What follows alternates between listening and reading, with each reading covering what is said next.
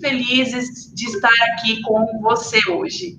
Olha, boa tarde a todas e a todos. Eu inicialmente quero agradecer o honroso convite.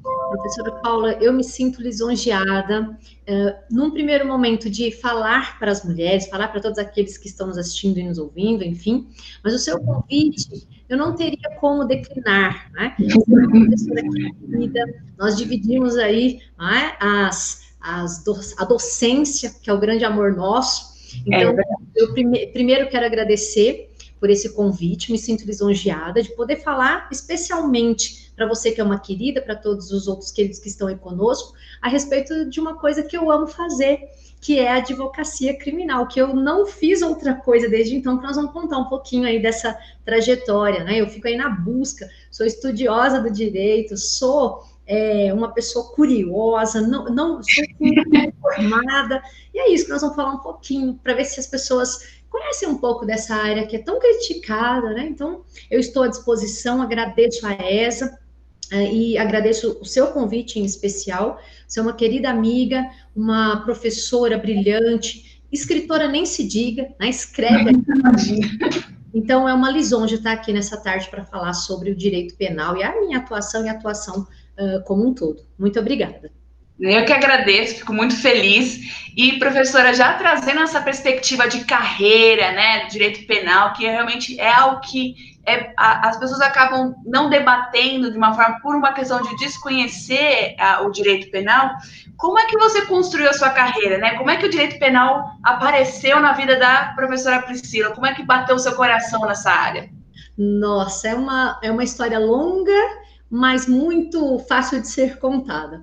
O direito penal me abraçou, eu caí no direito penal. Então, eu sou formada pela USCS, que é uma faculdade municipal de São Caetano do Sul, e não fiz, olha que curioso, até eu me formei em 2002, em 2001 eu tive a oportunidade de trabalhar hoje é Defensoria Pública, né, mas a época, oh meu Deus, quanto tempo, oh Jesus, a época era a Procuradoria, e a faculdade em que eu estudava tinha um convênio onde a gente prestava esse auxílio à população que hoje é uma espécie de vulnerabilidade.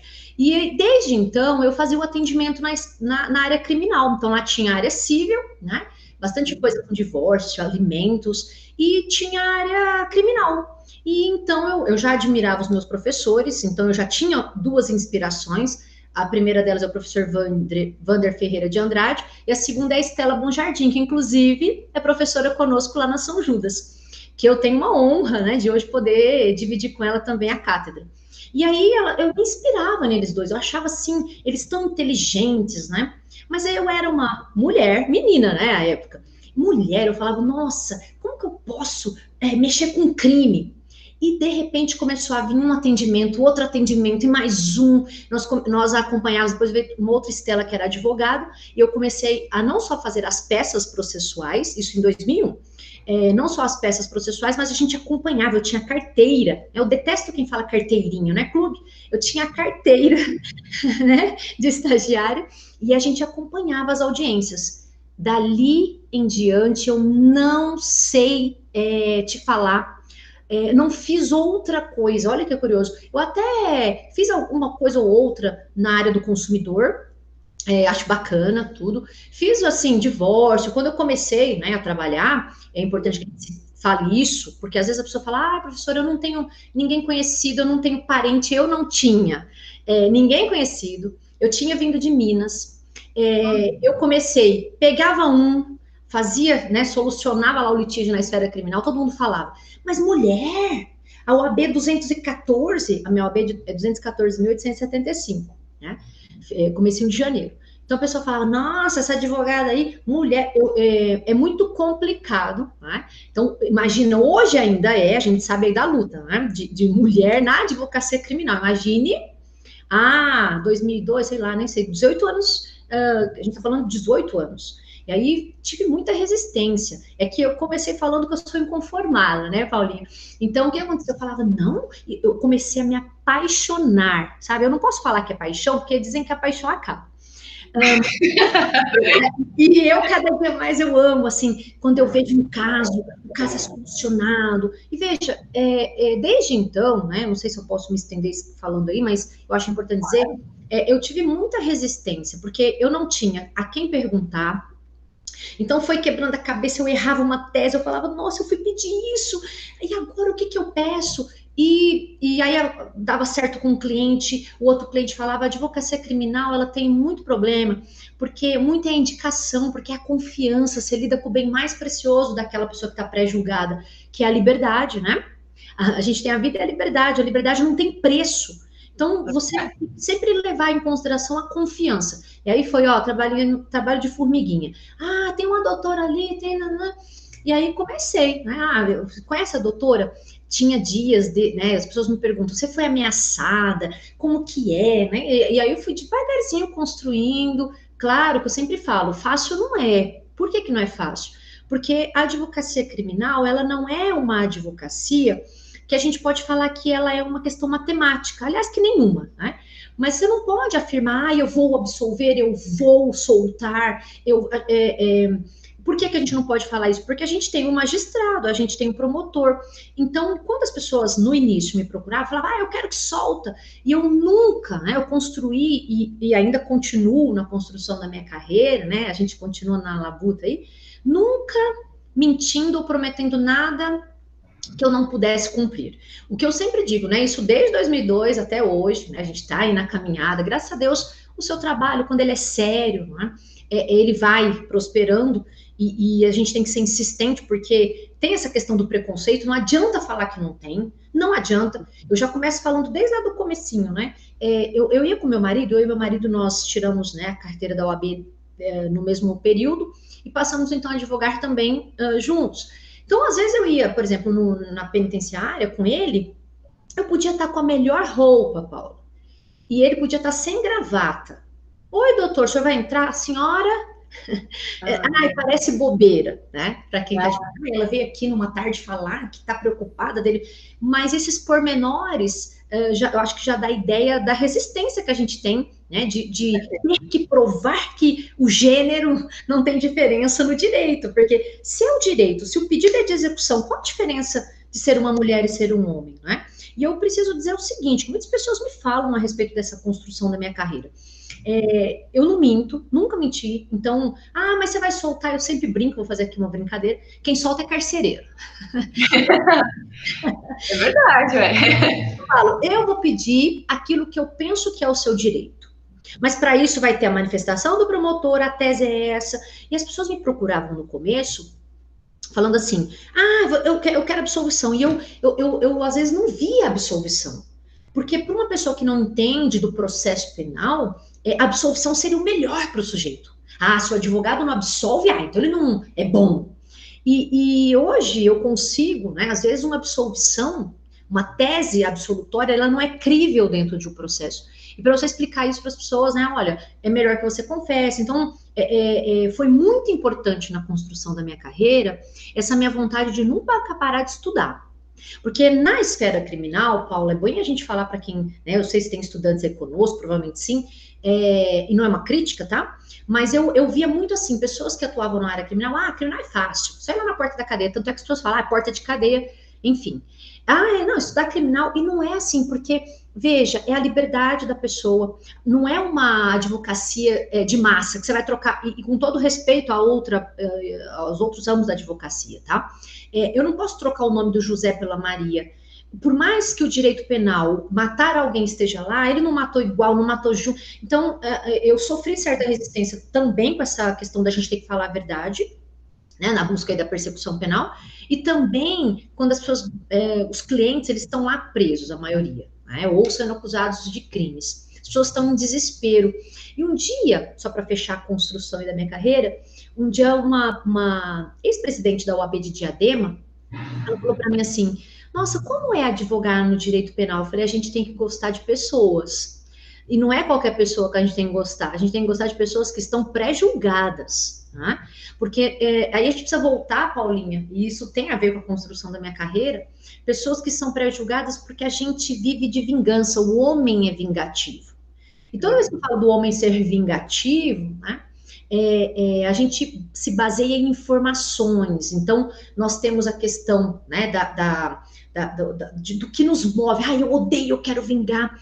E a justiça, muitas vezes, é bom a gente lembrar que o Estado escolheu quem ele vai punir, como ele vai punir, quando ele vai punir, se ele quer punir. E isso, para aquela pessoa que teve o seu bem jurídico tutelado, é muito difícil, porque o ser humano não se contenta com uma pena de reclusão de 12 anos. Então, imagine, olha o cenário dentro da construção da minha carreira, a dificuldade. De um lado, alguém que perdeu a vida, né, um bem querido, uma pessoa querida, um ente querido. E de outro lado, aquele que o Estado escolheu, enfim, dentro de uma figura típica, né, jurídica, dá a punição para ele. E não pode ser perpétuo, porque nós temos garantias constitucionais, né? Nós somos signatários, você bem sabe mais. Nós temos garantias convencionais. Então, não foi de uma noite para o dia esse Estado democrático de direito, até mesmo para a gente acusar alguém. Então, eu tive muita dificuldade, porque as pessoas me confundiam e ainda me confundem com a figura do acusado. Ah lá, defende bandido, quem defende... E assim, hoje para mim, eu sei, né, que eu estou do lado daquela pessoa que está rechaçado pela sociedade. Mas é importante a gente dizer o seguinte, que isso faz até parte da minha tese do doutorado, que eu vou defender agora em 2021, que a gente tem um processo penal científico, que é o que a gente atua, que claro que ele é movido por uma espécie de sentimento, que quem julga é o juiz na pessoa do órgão julgador. Mas nós temos um processo penal sensacionalista. E trabalhar no direito penal traz certas dificuldades, porque nós temos a sociedade, nós temos uma ausência de paz social. Então eu me cobrava muito, eu falava, ai meu Deus, a pessoa matou, e a partir de um tempo eu falava, ele matou.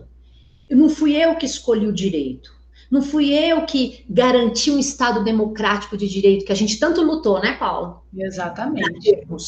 E nossa legislação infraconstitucional dá essa diretriz até mesmo para aquele que é acusado. E a partir de então, né, tudo começou a fluir, porque as pessoas falavam, e isso até pessoas da minha família, tá? Enfim, não vou relatar. Ai, bandido. Ai, você consegue defender alguém que roubou, né? A pessoa roubou. Eu fui roubada. E só para fechar, as pessoas falavam assim, nossa, no dia que eu fui roubada, o próprio policial que atendeu a ocorrência falou, nossa, a senhora é advogada? E aí eu falei, agora eu falo que eu sou advogada criminal, eu falo que eu sou consumidor. Ele falou assim pra mim, que se fosse bandido, ele ia pedir um cartão. Então, assim, as pessoas têm um preconceito até com o advogado.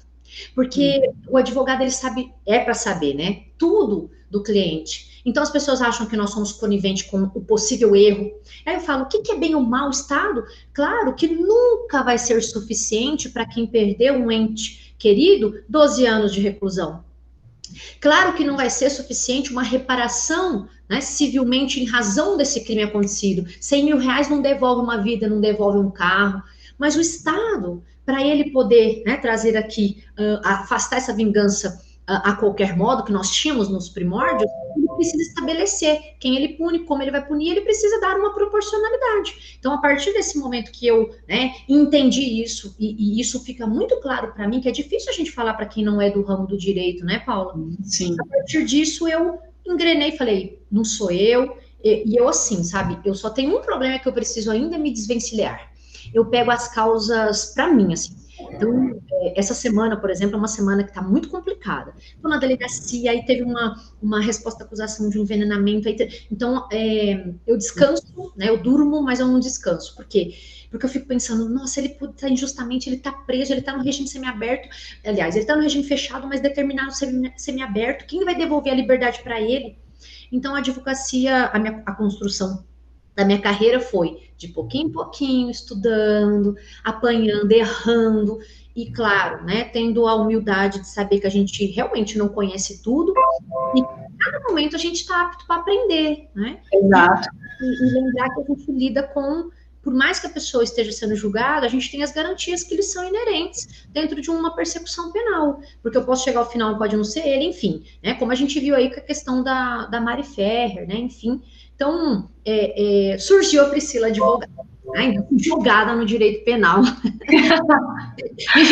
Toma aqui, vem aqui atender um roubo. E você sabe que o primeiro caso que eu peguei no escritório modelo foi um furto de uma chinela havaiana. E olha a minha coragem, Paulinha, em 2001, pedindo a insignificância. Olha lá! É bom que se diga aqui. Assim, aquilo para mim, eu falei, nossa! E não só isso, ele foi pego dentro do estabelecimento, né, teve toda uma abordagem errada. Eu não me lembro muito ao certo, mas eu me lembro que eu arguía naquela petição, né, que é assinada pelo advogado lá do escritório modelo, a insignificância, o preceito bagatelar, reconhecido uma atipicidade dedutiva. E depois daquilo, eu falei, nossa, é isso. E aí, nem me lembro, veja, só para fechar essa questão da construção, eu fiz outras coisas, né? Fiz divórcio, Deus me livre, fiz ação de direito, e para mim não era aquilo. Eu fui ameaçada, as pessoas me perguntam, você nunca foi ameaçada na sua... Fui 2 vezes, ou um ou outro, mas sem fundamento. Mas você sabe que quando eu advoguei na área civil, eu fui muito mais ameaçada? Olha! Eu me lembro de uma vez que eu fui pedir uma cautelar, depois o cara queria pagar, também numa ação de alimentos, ele queria pagar R$50 para 4 filhos. Aí eu falei, mas imagina, ele falou, mas eu vendo picolé. Eu falei, o senhor vai vender quentão. A criança come no frio também. Ele falou, eu não vou nem falar o que ele falou, enfim, publicado. Me xingou, mandou ir para tal lugar, foi um barraco. Eu falei, gente, eu já sabia que isso não era para mim. O que eu tô fazendo aqui? Então, sempre de maneira muito respeitosa, eu coloco o que eu posso fazer, né, pelo acusado, o que é esperado, o que pode que acontecer, qual o desdobramento da persecução penal, e sempre deixo muito claro que, embora eu tenha a vontade, né, de querer determinada coisa, não depende só de mim, né, que a busca é disso, eu vou buscar, e esse meu inconformismo fez com que eu andasse e caminhasse aí nesses 18 anos na labuta, que não é fácil não, tá? Tá parecendo ser, mas não é não. Não, mas eu achei aqui incrível, a pessoa não sabe, mas eu e a professora Priscila, a gente se encontrava na sala dos professores, assim, em alguns momentos raros, mas sempre era muito gostoso, era um momento, assim, de desligar, sabe? Como vocês já devem saber, a professora Priscila é super animada, então eu sempre tive altos papos com ela, muito, mas não tão longos, porque a gente sempre estava entre aulas, né, na correria, etc. Então, eu tava ouvindo, falando, nossa, que saudade de encontrar com ela, falar, dar risada, etc. E você contou sua carreira e já ensinou, né? É uma professora aí nata, né? Já estava contando a carreira, já estava ensinando, além de tudo. E aí a gente chega para o nosso segundo tópico, porque é uma questão que sempre se coloca, como conciliar a vida de professora, e você é super ativa, né? Tá ali sempre e trazendo conhecimento de uma forma muito clara, como que você concilia a sua carreira de advogada com a sua carreira de professora? Antes até de falar dessa questão da conciliação, a carreira de professora eu jamais passou pela minha cabeça, né, que eu pudesse ser professora. Olha que curioso. Eu fazia uma pós-graduação, a pós-graduação era coordenada pelo professor Marcelo Comete, e também acho que o professor Fábio Figueiredo. E aí surgiu uma oportunidade para ser, como é que fala, monitora, né, do curso de OAB. E o professor Marcelo Comete, né, que todos conhecem, enfim, professor da ESA, né, trabalha com a gente, dá aula com a gente, né, Paulo? O professor Marcelo Comete falou, olha, eu estou precisando de uma pessoa, o que precisa? Ser advogado. Eu falei, sabe quando você fala advogado, monitora? Eu falei, eu não estou fazendo nada, né, vou me candidatar. Você acredita que isso foi em 2009, né? Eu já era advogada, já há 6 anos, quase 7. Falei, eu vou. E aí, eu era monitora do professor Mussumessi, depois ele faleceu, né, de infarto, enfim. Ele era brilhante. E aí, o que aconteceu? Eu ia lá, anotava tudo. Um dia, o professor Mussumessi falou, Priscila, não vou conseguir ir. Eu falei, como assim? Ele falou, tô passando mal, você vai dar aula de HC. Eu falei, ai, meu Deus, mas eu não sei nada. Ele falou, sabe sim. Você não faz HC? A aula é de prática. Como que você sabe fazer e não sabe falar? Eu não dormi. eu passei mal, eu tive diarreia, eu tinha insônia. Ai, o telefone tá tocando aqui. Eu tive insônia, eu tive diarreia, eu não dormia. Eu lembro que eu fiz uma fichinha. Pois bem, fui lá e dei minha aula. E graças a Deus deu tudo certo. Pandemia, como tudo que a gente começa, gente, tudo que a gente começa, você não nasceu sabendo, né? Toda grande árvore foi uma semente. E graças a Deus, na minha vida, eu tive sempre pessoas que me deram oportunidades. Então, isso eu levo comigo. Quando eu posso oportunizar alguma coisa para alguém, somente na docência, sim, eu faço. E muitas coisas me abrem portas em razão disso. Ele me deu a primeira oportunidade. Depois disso, eu passei a dividir o curso com ele. Aí ele faleceu, eu fiquei com o curso. E aí vieram as outras oportunidades. Então, na verdade, eu sempre digo para o professor Marcelo Comete, né, e depois o Fábio Figueiredo, que eu falo que eles me deram a primeira oportunidade, eu agarrei, né? E desde então, eu dou aula na pós, dou aula na graduação, dou aula para curso ProAB, concurso, e eu me encontrei. Então, às vezes as pessoas me perguntam, né? Você está falando de conciliar, mas às vezes as pessoas falam, você não gosta mais de ser isso que aquilo? Eu arrumei um jeito de conciliar aquilo que eu faço, faço na advocacia, com aquilo que eu ensino, que eu compartilho. Então, eu compartilho aquilo que eu realmente faço. Em que sentido? Não que um professor não possa ser advogado, não há vinculação nenhuma. Mas para mim ficou fácil, Paula, porque explicar a fazer uma peça, que não dá para virar a câmera aqui agora tem um processo que acho que tem 200 folhas. Então, eu vou lá e faço, ensino aquilo que eu aprendi, o que eu errei. Né? Então, eu comecei a fazer aquilo, a falar aquilo que eu fazia. Então, isso me facilitou um pouco. Dando aula de prática penal, como que é? Faz habeas corpus. Quando eu vou pedir é isso, competência. Então, eu não consigo hoje falar se eu gosto mais de ser professora e ser advogada. Eu gosto dos dois. E para mim, os dois se complementam. Né? Então, o professorado com a advocacia, para mim, os dois são juntos. Eu não gosto mais de um nem de outro. É que as pessoas sempre acham que eu sou professora. Eu até comecei a colocar mais coisas da advocacia, porque eu posto mais coisas de professora, me parece óbvio, né? Porque, por exemplo, eu tô com um acusado, oi, gente, eu tô aqui com o acusado. Mais que os processos sejam, em sua maioria, públicos, eu não fico expondo, né? Algumas situações. Vez ou outra eu falo, fiz uma resposta à acusação, printo, as pessoas gostaram. Elas, até perguntei outro dia, vocês gostam das coisas que eu falo do dia a dia? As pessoas gostam disso, porque às vezes elas não têm para quem perguntar, né? Então, as pessoas acham que eu era mais professora do que advogada, e não tem isso, né? Por exemplo, agora eu saí da delegacia 3 horas quase de oitiva de uma testemunha, vim aqui para a live, depois vou gravar aula, então uma coisa complementa a outra. Agora, você me perguntou, como é conciliar? Tem semana que é difícil, né? Porque tem semana que é difícil. Um exemplo, ontem eu tinha uma aula ao vivo na São Judas. Eu estava na oitiva, a promotora foi acompanhar a oitiva, enfim, numa testemunha, ela não parava de perguntar, era 6 horas, eu falei, meu Deus, eu vou pegar trânsito em São Bernardo para chegar em Santo André, eu preciso estar ao vivo. Eu não tinha almoçado, né? Aí eu falei para os alunos, olha, nunca aconteceu isso comigo, eu estou sentindo tonta, eu vou pegar um brownie, e eu não deixei de dar a aula. Então, às vezes, né, as pessoas falam, ela faz um monte de coisa. Eu sou assim, né? Não quer dizer que fazer muita coisa é bom ou ruim. A gente não pode. Claro que a gente tem sempre uma referência de alguém para a gente se basear. Mas a minha história é contada do meu jeito. Eu tenho os meus obstáculos, eu tenho, que nem eu falei que eu fiquei sem almoçar, hoje eu almocei. Falei, hoje eu vou almoçar, porque eu acabei de sair de lá. Aí minha filha chora, minha filha, mãe, eu fui mal, errei uma questão. Então eu tenho que não é só administrar a carreira de professora e advogada, né? Mãe, mulher, eu escrevo. Então, eu gosto disso e não quer dizer que isso seja um sucesso para outras pessoas. Né?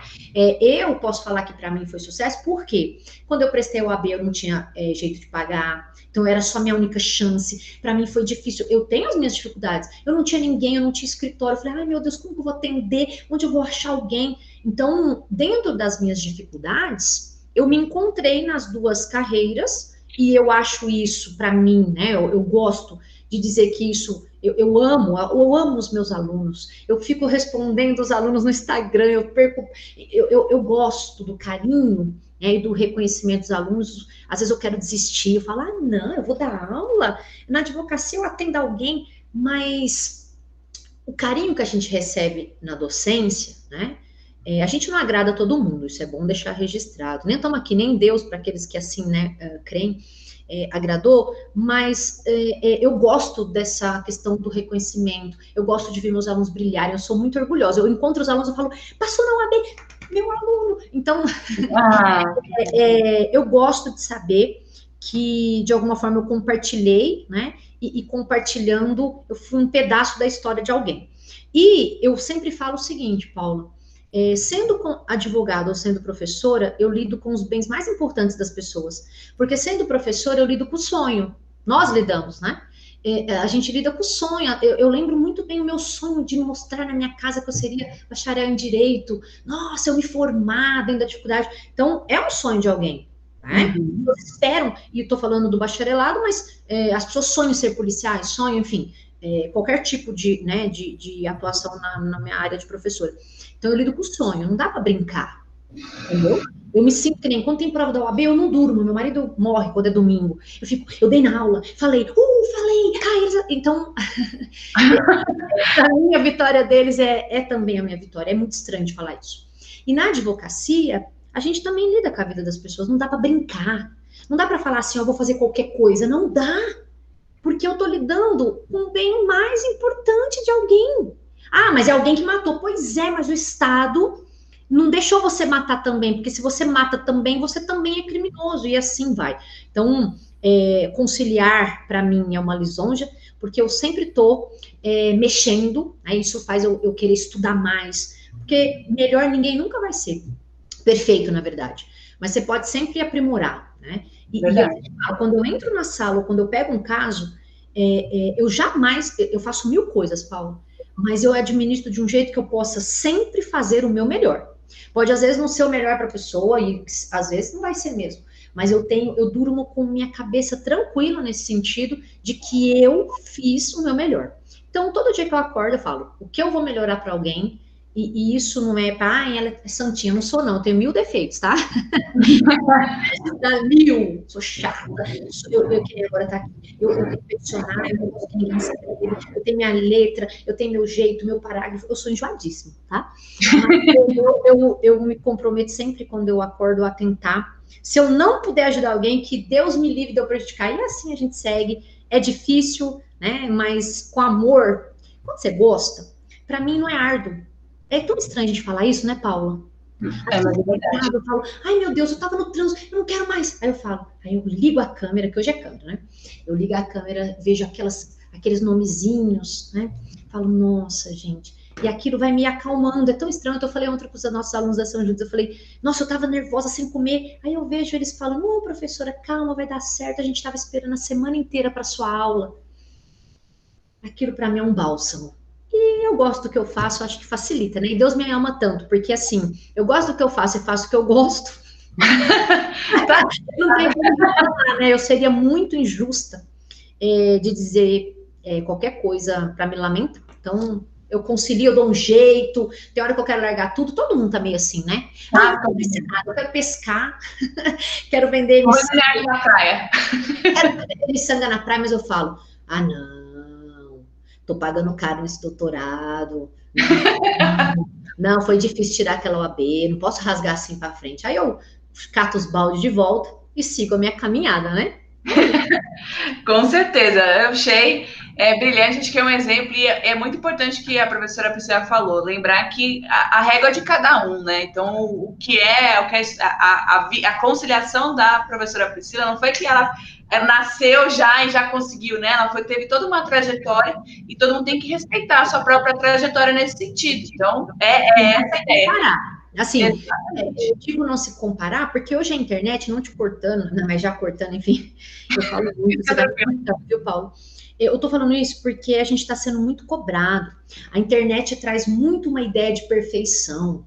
Não existe, gente. Perfeição não existe. O que você vê na internet é um modelo que a pessoa quer mostrar, porque ela quer te mostrar um pedaço do que ela quer mostrar, concorda, Paulo? Então, as pessoas ficam assim, mas o fulano passou em tantos anos. Eu acho que a gente nunca pode comparar a página 20 de alguém com a nossa página 2. Tá? Eu acho que o que a gente pode fazer, que isso é a base do ser humano, é nos inspirarmos. Aí sim. Poxa, olha que legal, ela dá aula. Ah, eu vou ver como eu vou dar aula. Igual outro dia eu postei uma coisa bacana do Samiraj, que é um juiz maravilhoso, que ele fala, a vida, né, eu não sei ipsis literis o que ele citou, mas eu gostei muito, mais ou menos fazendo aqui uma análise, ele falou assim, que a vida, quando você quer alguma coisa, ela te dá prazo. O meu prazo pode ser 2, o seu pode ser 5, pode ser infinito, nunca conseguir. Aí ele fala, é injustiça? Não. O que é isso? Individualização. O que quer dizer isso, individualização? Para você pode ser de um jeito, pode ser de outro, pode ser do outro. Por quê? Porque cada um tem a sua história. Cada um vai construir a sua história. Né? Uns com mais luta, um com menos, um com facilidade. E a gente não pode. Eu vou ficar revoltado porque ela conseguiu isso. Eu acho que você tem que gostar do que é seu e se inspirar de alguma forma para você crescer, se é isso também que você quer. Porque as pessoas estão querendo que a gente seja alguma coisa, né, Paula? Tá muito difícil esse tempo de pandemia. Tem que ser brilhante, não pode chorar, não pode... as pessoas coisificaram tudo num pedestal, né? Você tem que ser perfeito, você não pode... Né? Outro dia alguém falou, nossa, professora, você faz tal coisa? Faço, gente! Né? O que vocês veem na internet não é nem um terço do que eu faço. Eu choro, eu brinco com a minha filha, ela chora, ela tá indo mal, ela errou uma questão, aí ela tá chorando porque ela errou.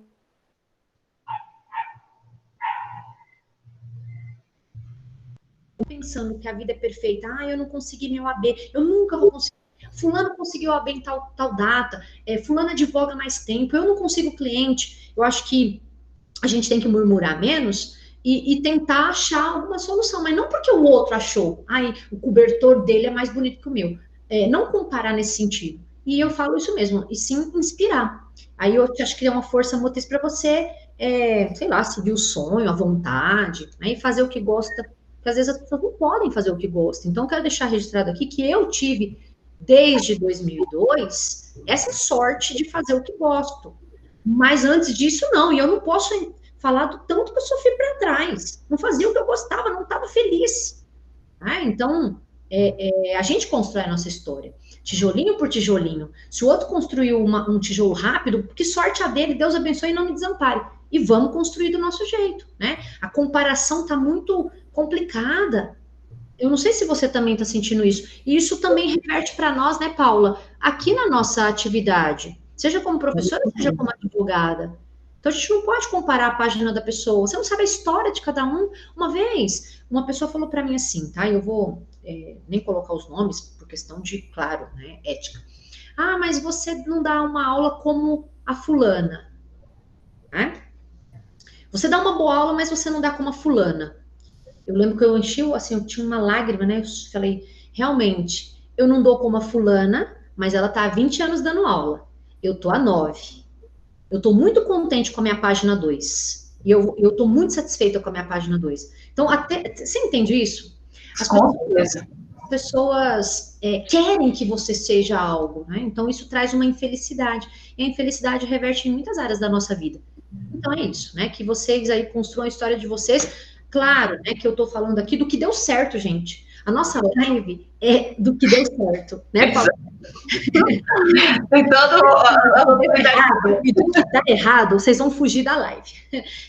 Registre-se a isso, né? Então, baseando no que deu certo, eu consigo conciliar, é o que eu gosto, e pode ser que amanhã tudo mude. Paula, aquela live, eu tava feliz, mas agora eu tô odiando. Pode. Sabe por que pode? Porque quando a gente pensa, a gente pode mudar de ideia, tá? Então, graças a Deus que a gente pode mudar de ideia e se refazer a todo tempo. E ponto. Concordo plenamente. Adorei essa conciliação com aí o feedback, com o pensamento filosófico. E aí, só para fechar esse tópico para a gente ir para o nosso próximo, porque nossa live não vai dar tempo de a gente fazer tudo, a gente vai ter que fazer outro. Nossa senhora, né? Eu falo muito, me perdoa. Não, mas eu acho ótimo, porque vai ser muito bom. Eu lembro de uma foto sua, acho que foi até recentemente que você postou, era uma foto sua, aí a legenda era o seguinte, né? Se colocar feliz é porque tá feliz, se colocar sério é porque tá sério, se colocar triste é porque tá triste, então vamos parar com isso e etc. Eu achei aquilo genial, eu falei, é isso, sabe? Porque a gente fica tão nessa preocupação, e a Gabriela Priori, ela falou uma coisa que eu achei muito... eu amo, ela é maravilhosa. Maravilhosa. E aí perguntaram para ela justamente isso que a gente está debatendo, né? Como que lidar com essa situação, ainda mais das redes, etc. Ela falou assim, olha, pensa o seguinte, o que você está vendo da pessoa é uma página, é aquilo que ela determinou para você ver. Mas não necessariamente é toda a vida dela. Então não dá para você comparar a sua vida toda com um momento. E aí foi juntamente com a questão, foi assim, ela falou isso depois você postou antes, eu sei que complementou, eu falei, gente, é exatamente isso, a gente acaba se comparando, colocando muitas metas, e quem colocou essas metas? Será que foram nós? Será que foi a sociedade? Será que foi a família, etc? Então eu acho que essa pressão, ainda mais por ser mulher, né, Priscila, trazendo um pouco aí... Não é? Por ser mulher, a gente tem uma cobrança, né, do nosso papel. A professora Priscila falou essa questão do estereótipo. Então, mas você é advogada, professora, mas como você pode ser mãe? Mas você é mãe e advogada, como que você consegue ser advogada, né? São situações que eu falo para os alunos. Você sabe, outro dia, exatamente, outro dia alguém falou assim para mim, nossa, você dá tanta aula, com quem fica a sua filha? Com o pai dela, que está aqui do lado, inclusive. Com o pai dela. Por que tem que ficar necessariamente comigo? O fato de eu não ficar comigo, eu gosto menos? Então, sim, você vê... Não faria para o seu marido, com certeza. Eu falei, ela tem pai, graças a Deus, maravilhoso, né? Diga-se de passagem. Mas você vê como que... Né, outro dia eu fiz uma brincadeira de um negócio que estava na moda, trava na beleza, sei lá, uma coisa de funk. Aí eu falei, eu achei bonito. Nem vem, deixa eu com o negócio. Porque as pessoas, vejam, né? Você não pode postar foto... alegre, você não pode postar foto de time, você não pode... Eu falei, gente, que coisa chata, a pessoa não pode ser nada, né? A pessoa não pode ser ela. A rede social é um recorte, né? Do que você quer mostrar, daquilo que você acha que você quer que as pessoas vejam, né? Então é isso, Paulinha, é muito complicado, rede social, estereótipo de beleza, né? Porque fulano é magra. Nossa, olha, a gente ficaria aqui debatendo essa questão... infinitamente, né? Mas então a gente tem que pôr um freio nisso de alguma maneira. E eu, só fazendo um registro, quando eu comecei a advogar, eu tinha muito medo de, eu vou rebater. Só que depois que você começa a conhecer um pouco, né? Principalmente procedimento, o que você pode argumentar, com quem você pode falar, você vai ficando um pouco mais. Eu sempre falo isso quando eu tô falando da advocacia criminal. Você vai ficando um pouco mais atrevido. Atrevido não quer dizer desrespeitoso, tá? Você vai ficando mais corajoso. Então, imagine, né? Eu sempre falo disso só porque eu me lembrei de uma coisa curiosa relacionada aqui à profissão. Quando eu comecei a fazer audiência, eu tremia, fazia assim, ó, minha mão tremia. Eu sempre falo isso. Aí eu colocava a mão para baixo, a mão ficava tremendo, eu não podia beber água. Então, por quê? Porque é um desconhecido. Professor, você não treme? Eu tremo. Eu fico ansiosa, uma testemunha vai falar, eu fico, né? Porque a gente tem a questão de ter o friozinho na barriga pelo desconhecido. Então, isso não saiu de mim. Mas para dizer que o começo é mesmo difícil. E que a prática vai levando você a conhecer onde você erra, você vai ficando mais corajosa, vai ficando, né, mais atrevido. Eu sei que eu posso pedir isso, nulidade, não sei o quê. Então, eu, Priscila, melhorei muito quando eu comecei a estudar. Entendeu? Aí eu fui fazer pós, então eu tenho pós de penal e pós de direito civil. Eu falei, eu preciso entender processo civil também. Então, eu fui entender, então eu tenho 2 especializações, né, lá do Censo. E fiz mestrado, agora estou terminando o doutorado, eu já estou pensando no pós, meu marido que não me ouça, que ele me mata. Então, eu acho que quando você estuda, você começa a clarear, né? O estudo abre fronteiras, e no direito penal eu acho que isso é bem um diferencial. Com certeza. E já pegando um gancho com a sua fala, né, da questão do estudo, e trazendo um pouco mais sobre a parte do direito penal, e a atuação, e a questão da mulher... A gente vivenciou, a gente está vivenciando, em realidade, a questão da quarentena, e isso trouxe diversos impactos, dentre eles o aumento na violência doméstica. Então, a gente tem aí a Lei Maria da Penha, e aí eu sempre acho que há um questionamento para todos os professores de direito, aí independente da área, mas essa lei, será, o que falta para aplicar essa lei, a lei não é suficiente, etc.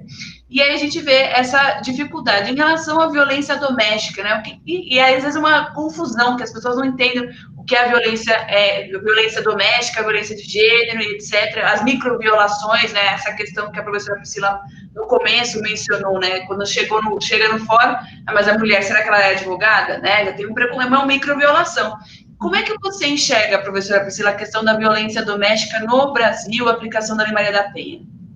Nossa, esse é um tema, gente, que eu falaria, você sabe, né? Eu amo esse tema.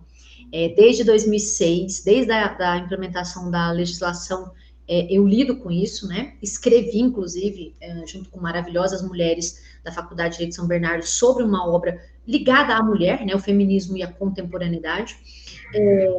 E quando a gente fala de violência doméstica, a gente precisa voltar um pouquinho na questão da evolução social, né, Paulo?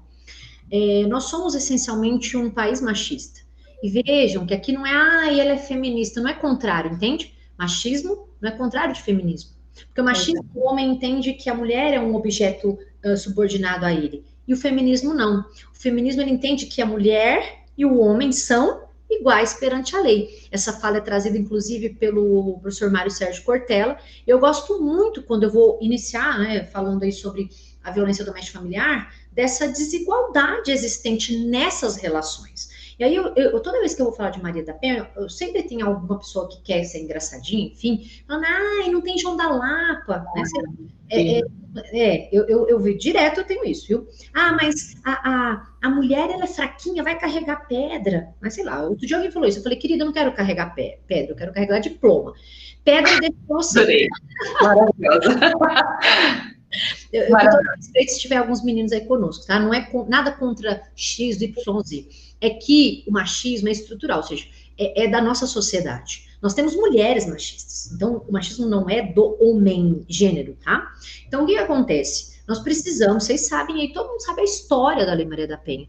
Nós temos violações à dignidade da mulher que se desdobra da dignidade humana desde sempre. Se a gente for voltar aos primórdios, desde a Bíblia, enfim. Então o que acontece? Nós tivemos uma punição. A Lei 11.340, Paulinho, de 2006, você sabe bem disso, mas para aqueles que estão nos vendo, né, é bom a gente esclarecer que ela foi uma punição, porque o Brasil demorou demais para punir uma determinada pessoa, que era Maria da Penha, que levou aí o nome, né, da lei no combate à erradicação dessa violência que desdobra da dignidade da pessoa humana. Aí as pessoas falam, Maria da Penha não serve para nada. Ela é a terceira, uma das melhores legislações que nós temos no mundo. Exatamente. A gente só tem um problema que nós precisamos arredondar, mas que foi inserido, inclusive agora como medida cautelar, né, recente, essa questão de levar o agressor, especialmente a programas, né, para que ele possa fazer, porque esses programas que ele deveria participar, eles se desdobravam ao final da punição. Então, quando ele recebia um édito condenatório, ele é obrigado a participar de programas assistenciais para trabalhar essa questão do machismo, né? Hoje isso foi inserido na legislação como possível dentro de uma medida cautelar antecipatória ao mérito. E aí, o problema está no seguinte, nós não tratamos o agressor, nós não nos preocupamos com ele, a gente quer dar penas mais incidentes, queremos brecar, né, a possibilidade dele responder em liberdade, trazer óbices durante a punição, mas eu solto ele pega outra vítima, ou até mesmo pega a mesma vítima. Então, a legislação hoje, né, ela tem essas tratativas aqui em Santo André, sempre quando eu estou falando disso, eu falo bastante dos programas assistenciais ligados à Maria da Penha, que é o E Agora José, que trata, né, dessa questão do machismo, na verdade, trata da masculinidade, e tem o Vem Maria, que é um programa dado para as vítimas. Por que isso? Né? Primeiro, o que a gente precisa saber? Que quem é vítima de violência necessariamente vai ser a mulher, claro que independente da questão de orientação sexual. Então, nós temos várias medidas que são dadas para casais homoafetivos, né? Porque no artigo 5º da legislação não tem, independe de orientação sexual. E aí, o que temos de discussão? Não é só entre pessoas que tenham relação íntimas de afeto. Com a pandemia, Paulinha, o que aconteceu? Muitas pessoas passaram a coabitar, passaram a dormir, pessoas que não têm relação consanguínea, entende? E nem por afinidade. Então, o que aconteceu aqui, que é importante falar? Com relação a quem pratica as hipóteses de violência lá na legislação, nós vamos ter que qualquer pessoa pode praticar, mas na sua maioria, geralmente está desdobrado de relações íntimas de afeto ou de coabitação ou de que tenha coabitado. Então, pessoas que estão, né, por exemplo, marido e mulher, geralmente, mas não só. Então, a gente tem, por exemplo, a aplicação, porque também não basta que seja mulher, precisa ser em razão dela ser mulher, é bom a gente deixar isso claro. Porque as pessoas acham que, pelo fato de alguém ter matado uma mulher, pura e tão somente, isso vai ser feminicídio. Então, é bom que nós esclareçamos o seguinte, que nós temos as espécies de violência, as espécies de relações que serão aqui desdobradas da proteção da Lei 11.340 e tendo como vítima a mulher, independente do gênero. Então, outro dia teve uma sogra que bateu na nora, é possível aplicar? É. Então, claro que com a pandemia, nós tivemos mais pessoas, não aglomeradas, mas juntas, principalmente no início, né, Paula? As pessoas não saíam, então a convivência é muito difícil. Então, a pessoa, não estou falando que justifica, pelo amor de Deus, não justifica nada. Nenhuma coisa justifica a violência, tá? Nem moral, nem física, nem patrimonial, nem sexual e nem psicológica, tá? Não posso falar, mas foi a pandemia, por isso que eu bati. Não justifica. Mas a questão das pessoas estarem sem trabalho, junto, bebendo muito, todos os casos, hoje mesmo eu estava na delegacia, a menina falou 3 representações de medidas cautelares, doutora. Por quê? Bebeu, fim de semana, a pessoa está sem emprego, está sem lugar, acha que a mulher é culpada, a mulher acha que tem culpa, né, Paulinho? Então, de fato, a pandemia agravou as hipóteses de violência, e essas violências não estão restringidas às relações íntimas de afeto. As famílias estão realmente desestruturadas, nós estamos vivendo um tempo muito difícil, as pessoas estão agressivas, elas querem descontar a raiva por não ter emprego, por não ter comida, por não ter nada em alguém. E o que é importante a gente falar aqui? A mulher, ela não é fraca. Eu posso bater porque ela é fraca. Dentro de uma relação doméstica, familiar, né, ou íntima de afeto, ou de coabitação, a mulher está em situação de vulnerabilidade. Então, a vulnerabilidade protegida pela Maria da Penha é situacional. O que é essa vulnerabilidade situacional? Não é que toda mulher é vulnerável. É por isso que eu falei, vai catar pedra que eu quero catar diploma. E não tem problema nenhum em catar pedra, tá? Pelo amor de Deus, porque hoje tem que falar, ela falou que foi catar pedra. Ok, se é catar pedra. Porque a pessoa quis me afrontar, tá? Então, aí eu dei essa resposta e achei que foi compatível com a ofensa. Muito boa. Falei, eu quero catar diploma, tá faltando um pouco lá. Então, só para esclarecer, que não é, a mulher não é totalmente, eu vou sair na rua, a vulnerabilidade aqui, ela é situacional, em razão daquelas relações que estão estampadas, né, no artigo 7º da legislação. Então, não se nega que é difícil, mas veja, se não houvesse a legislação, penso que estaria pior. Só que aí, o que acontece? Foi uma punição, nós temos medidas cautelares, mas falta muito, Paulinha, informação. Porque as mulheres, elas não sabem os direitos e nem as formas de violência. A legislação fala que o Estado vai ajudar, vai dar a informação, mas tem mulheres que não sabem que pode sair de casa sem prejuízo dos seus direitos. Tem mulheres que acham que a violência é só física, quando tem violação à integridade física. Não sabem que quando ele proíbe de sair, enfim, que são as outras formas de violência que também são protegidas pela legislação, estão lá. Então, eu fiz, né, um propósito comigo de que onde eu puder falar sobre a violência doméstica mulher contra mulher, eu vou assim fazer. Porque o desconhecimento a respeito dessa proteção faz com que, às vezes, um ciclo de violência se perpetue diante do desconhecimento. Só que a gente tem vários fatores. A mulher, às vezes, não tem trabalho, às vezes ela fica pensando nos filhos. E veja, né? As pessoas falam assim, mas ela voltou com o marido. Se ela voltou, se ela não voltou, o Estado falou no artigo 226 que vai proteger a família, que vai proteger a mulher nessas relações, porque é um desdobramento da dignidade da pessoa humana. Então, ele tem que fazer, não é vai lá fazer, tem que fazer. Então, eu acho que quanto mais nós pudermos propagar, né, o que a lei prega, que não é simplesmente só uma medida cautelar, a gente tem uma lei multidisciplinar que trata de direito do trabalho, de afastamento do agressor do lar, enfim, tem medidas cautelares para o agressor, o fato dela poder ter advogado. Tem, na verdade, a ofendida que nem sabe que tem direito a defensor, né, Paula? Exatamente. Não sabe nem os direitos, não sabe nem que existe a Lei Maria da Penha, às vezes. Não, só acha que bateu. Eu vim procurar que falaram que bateu. Não sabe que pode ter apoio. É claro que tem muito a ser melhorado. Toda a legislação, né, a gente não está fazendo uma crítica aqui, claro que tudo pode se melhorar, mas o problema é que a nossa melhora é como se fosse uma coxa de retalhos. Põe um pedaço daqui, aí fica pior de lá. Então, eu acho que a gente não pode parar. A luta tem que ser incessante, né? Então, é evidente que essa questão do gênero traz essa vulnerabilidade situacional, é evidente. Então, na pandemia, eu acho que se agravou, e até tem cartilhas, tá? O TJ no Comesp tem acho que não sei se você já ouviu falar, eles fazem cartilhas para distribuir, então, distribuir escola, fazer palestra, para poder a gente falar para a mulher os direitos, né? Garantias que são dadas em razão dessa violência que acontece, não só nos lares, né?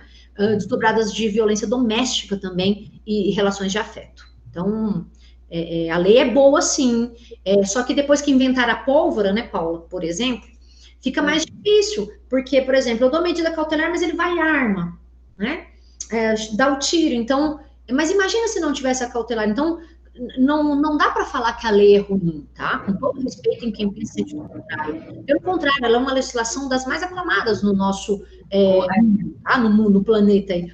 Mas, como toda legislação, a violência vai evoluindo, e aí a gente não vai conseguindo atingir todo o direito da mulher, a começar pela ausência de informação, né? Então, basicamente é isso. Com certeza, professora Priscila, concordo plenamente e acho que foi uma exposição sucinta, mas muito clara e objetiva sobre a legislação, e ela sozinha, exatamente como a professora falou, é o desconhecimento, é todo um padrão cultural, social, né, em relação à questão do machismo, do patriarcado, etc., que traz um desafio para nós. Então, a professora Priscila tem uma missão aí que eu achei belíssima de sempre falar sobre esse tema, é realmente isso, poder trazer de alguma forma uma informação sobre algo que é tão importante a todos nós, não só mulheres, mas homens, né? E aí respeitando todas as questões de gênero. Mas, professora Itzá, eu vou para a última pergunta, para a gente fechar às 7 horas. Vamos lá. Vamos lá, última perguntinha para poder encerrar. O que você diria, né, se você estivesse diante de uma estudante de direito nesse exato momento, na graduação, está lá no meio do terceiro ano, que é aquele momento crítico, e ela vira: professora Priscila, eu gostaria muito de atuar com o direito penal posteriormente, me inspiro na sua carreira. O que você falaria para ela? Olha, o que você já pode começar a fazer na sua graduação? Qual é a dica que a professora Priscila daria? Primeiro, aproveitar a graduação. Eu digo isso porque eu não estou falando de questão de online, não é discussão essa. Aproveitar a parte teórica. Mas eu preciso aqui deixar registrada uma coisa, né? Muitas pessoas me perguntam, até hoje: professor, eu estou no 4º ano, eu estou no 5º ano, eu estou no 3º ano, eu nunca fiz estágio na área criminal, eu não vou arrumar. O único estágio que eu fiz, isso não é bonito, não é feio, tá? Como aqui a live é sobre mim, eu tenho que falar o que aconteceu comigo, ok? O único estágio que eu fiz na área penal foi esse que eu disse a vocês em 2001, e aí estendeu até 2002, quando eu me formei. E aquilo, para mim, eu não atuei, sabe, Paula? Eu não fiz estágio em outras áreas. Só que o que eu visualizo? A gente ensina a teoria. Então, na graduação, nós saímos, se é que assim se pode dizer, com uma base teórica, né?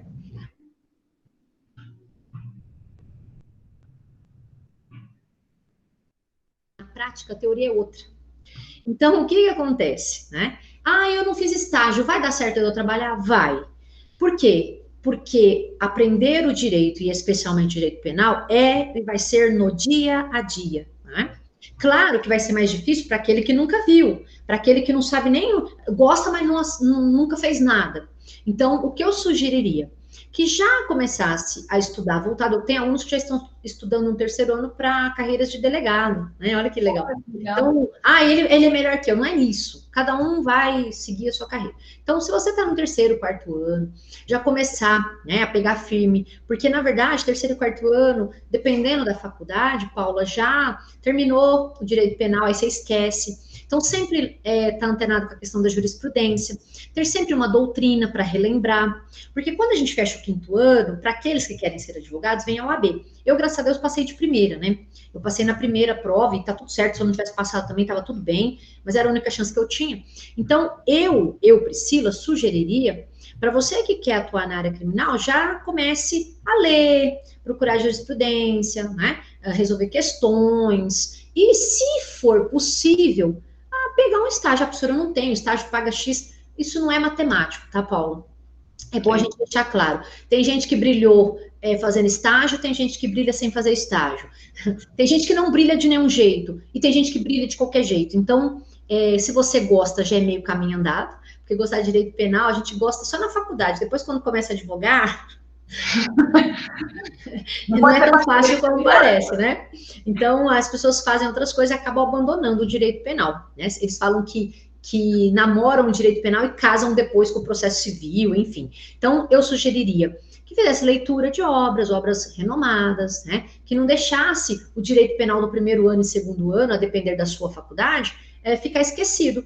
Porque a teoria vai ser importante muitas vezes, mas continuar estudando, eu acho que vai ser aí um divisor de águas. Porque você vai fazer uma tese melhor quando você conhece aquele tribunal, você vai fazer uma tese melhor quando você conhece a jurisprudência daquele tribunal, quando você conhece uma súmula, quando você conhece uma teoria, quando você entende o direito penal. Eu acho que esse é o primeiro passo para quem gostaria de atuar aí na área criminal. E se for possível fazer estágio, aí fica completinho, sorte de quem pode ser assim. E se não puder, professora, vai ter sorte também, porque vai dar certo. Eu acho que a nossa força de vontade diz muito sobre os nossos objetivos. Então é isso. Ai, demais, professora. Achei incrível. Como sempre, estava morrendo de saudade da Priscila. Foi muito bom poder ver a professora, poder estar aqui no programa Entre Elas. Então, infelizmente, a gente tem que caminhar para o final, mas, Priscila, nossas conversas vão continuar. A gente vai ter que se encontrar numa próxima live aqui no Entre Elas, porque a gente ia falar sobre a questão do feminicídio, mas também tem tantos temas importantes aí para a gente também trabalhar e poder aí divulgar esse conhecimento. E aí, na próxima live, a Priscila vai trazer o livro que ela tinha... Corrido, sair da delegacia, enfim. Mas ela tem lá no Instagram dela, eu acho que é uma obra que todo mundo tem que conhecer. Eu acho que é uma coisa que eu sempre falo. Por que eu fico batendo nessa tecla quando eu tenho Entre Elas e falo da obra da entrevistada? Porque o primeiro passo para a gente pensar numa igualdade é o mesmo prestígio. Então, você quer entender mais sobre mulheres, sobre os direitos das mulheres, leia Mulheres, né? Então, vocês têm a oportunidade de aprender com a professora Priscila e ler as obras da professora Priscila. Então, leia Mulheres, né? Ou veja esse pensamento, faça o intercâmbio. Em nenhum momento a gente está desprestigiando autores do sexo masculino, mas é essa a ideia, para que a gente possa romper essas barreiras, para que a gente não esteja aqui no século XXI debatendo sobre a questão do conhecimento sobre a lei de violência doméstica, por exemplo. Então, professora Priscila, eu sei que o seu tempo é complexo, além de tudo, então eu só tenho a agradecer realmente por me encontrar nessa tarde, né, de terça-feira, das 18 às 19, no programa Entre Elas, aqui da ESA São Paulo. Muitíssimo obrigada. Eu que agradeço. Bom tudo, toda a sorte do mundo. Opa, eu quero agradecer, assim, amei falar um pouquinho, né, da trajetória, espero que as pessoas tenham entendido, né, que é a minha, mas é o meu, né, o meu caminho, que o caminho de vocês também seja, de todos vocês que estejam assistindo, sejam de sucesso.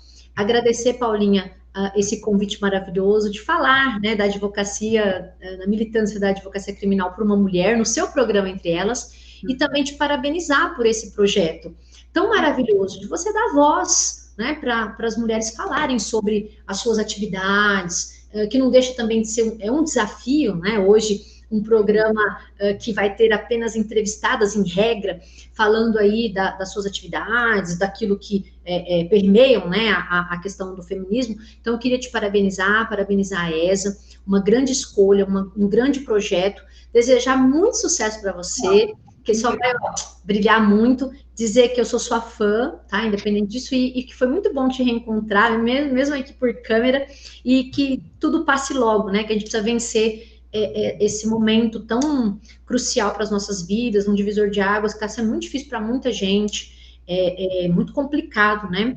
A gente tem que lembrar que muitas pessoas também estão em situações assim, que a gente precisa se ajudar. E todas as lives que eu tenho feito, eu falo, você precisa de ajuda, sempre, né, questão de violência doméstica.